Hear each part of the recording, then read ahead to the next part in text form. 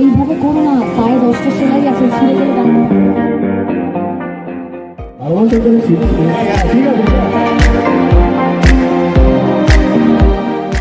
বসন্ত উৎসব উপলক্ষে আমাদের কলেজে চলে এসেছিল অঙ্কুশ এবং ওয়েন্ডিলা।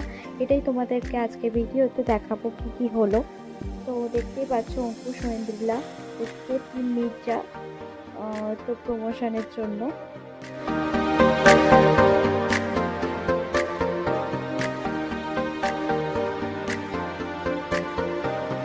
ভালো আছো তো? এখন আমি তুমি বলছি, সবাই তো অনেক ছোট, তুমি বলবে আরো বেশি আপন মনে হয়। মির্জা নিয়ে কথা বলতে এসছি, কিছু কথা মির্জা নিয়ে বলবো। সেটা হচ্ছে এই তোদের মতো ছেলে করে নেই আর কি। এই বাংলা সিনেমা আমাদের না বড় ছোট করতে, বুঝতে পারলি তো? তাই এখনো করে, সেটা না দুঃখের ব্যাপার। তার কারণ হচ্ছে সাউথ আর হিন্দির মতো আমাদের কাছে যত পয়সা নেই, তাই কেজিএফ পুষ্পা বানাতে পারি না। বিশ্বাস কর, প্রডিউসার হয়ে বাংলার সব থেকে বড় অ্যাকশন সিনেমা বানিয়েছি ভাই। যে আজকে আমার থেকে মাস্কারা নিয়ে যে একটুখানি গাড়িগুলোকে কালো করবে সেটাও ভুলে গেছে। তাহলে তোর একটা ছোট্ট ঘটনা বলি। আমার ওর সাথে দেখা হয় জিমে, ঠিক আছে? আজ থেকে অনেক বছর আগে, 13-14 বছর আগে। তোরা জিম গেছিস, অনেকে জিম করিস, তোরা ট্রেডমিল করিস, ঠিক আছে? তোরা কোনোদিন এইভাবে ট্রেডমিল করেছিস?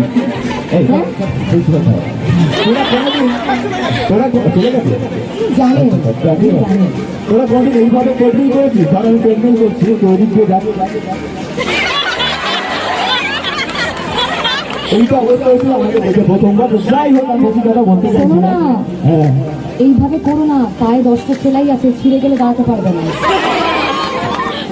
ঠিক আছে, কারণ তো ঠিক আছে, চল বলছি যে আচ্ছা চল, এবার আমরা বিদায় নেবো। But thank you so much সকলে। মির্জা তোরা দেখিস, আর আমার মনে হয় তোদের খুব ভালো লাগবে। রক্ত গরম করে সিনেমা